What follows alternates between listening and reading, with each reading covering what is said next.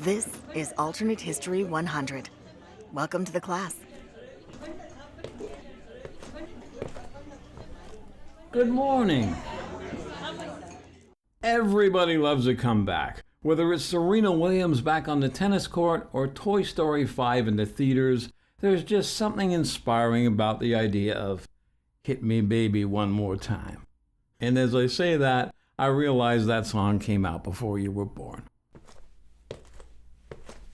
Today I want to talk about a comeback that, had it gone differently, would have changed history. But not in the way that most people think. So fix your bayonets and gather your courage.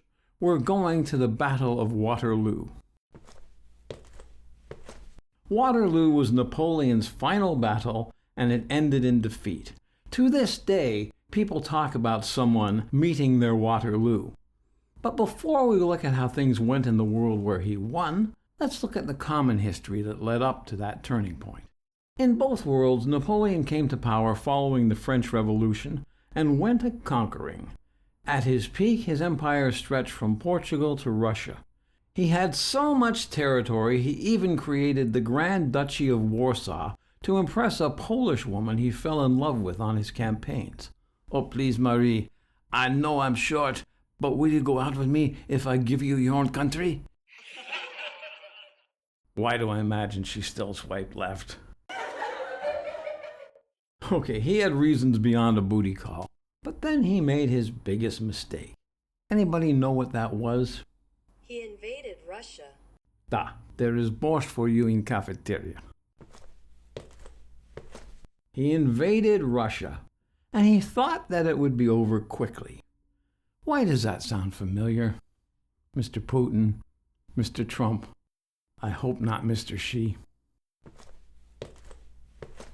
As we all know, that invasion didn't go too well. You've all waited for a bus on a freezing cold January morning.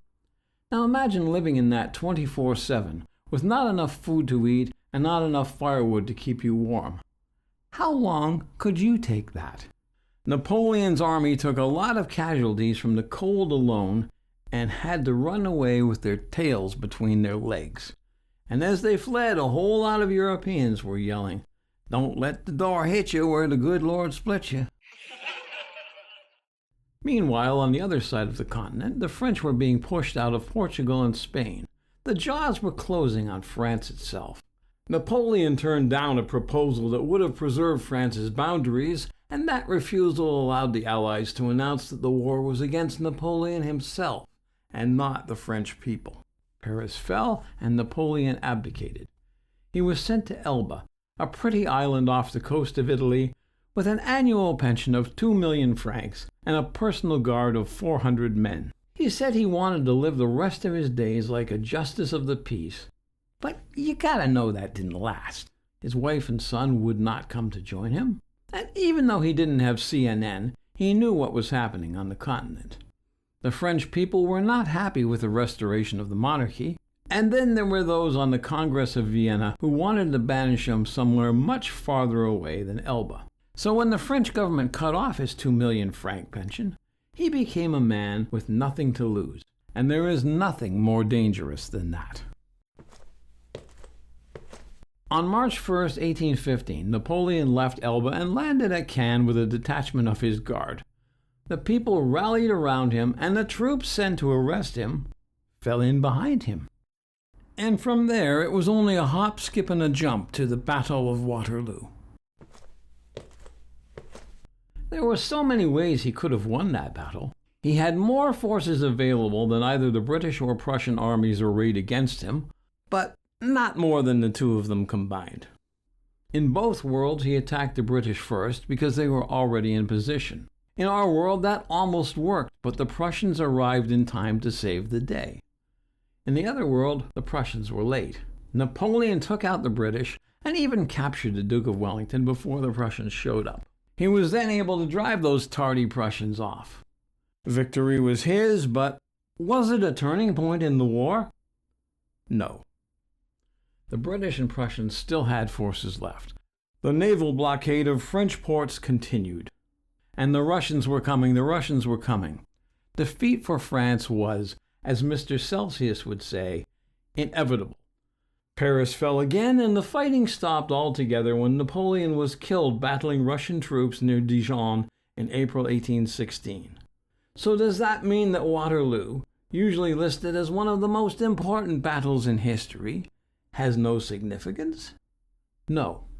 I see two big things that happened in that world because of Napoleon's win at Waterloo. 1. Over there the war continued into 1816. Many more people died, and the fighting was ugly. When Russian troops arrived, their treatment of French civilians was so brutal that even France's staunchest foes were shocked. It established a strong level of Russophobia among Westerners and affected policy on how to deal with Russia for many years thereafter. 2.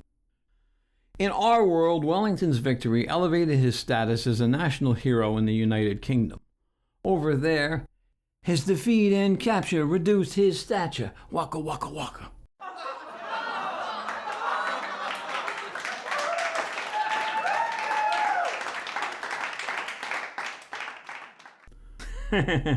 Thank you. His entire well-earned reputation from the Peninsular Campaign in Portugal and Spain was gone. This meant that he did not get to be Prime Minister in 1828. And to be honest, that was not such a bad thing.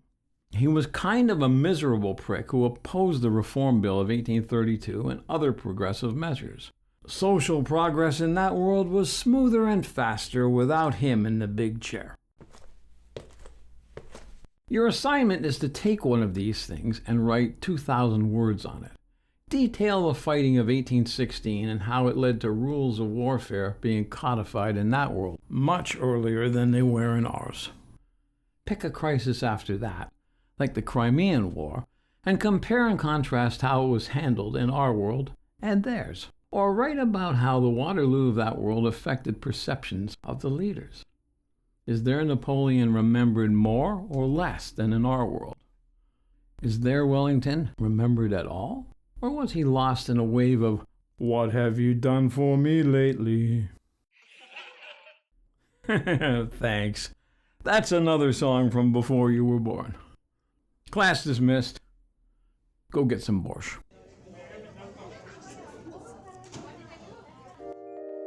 Hi, I'm Gary Wheeler. Alternate History 100 is a labor of love with the twin goals of entertaining you and making you think. If you like what you heard today, please hit the subscribe button, give us a like, and tell your friends about us. Your word of mouth can really help this channel grow. Our next episode will be up soon. Until then, keep thinking and make some history of your own. The preceding was a work of fiction and should not be taken as actual history.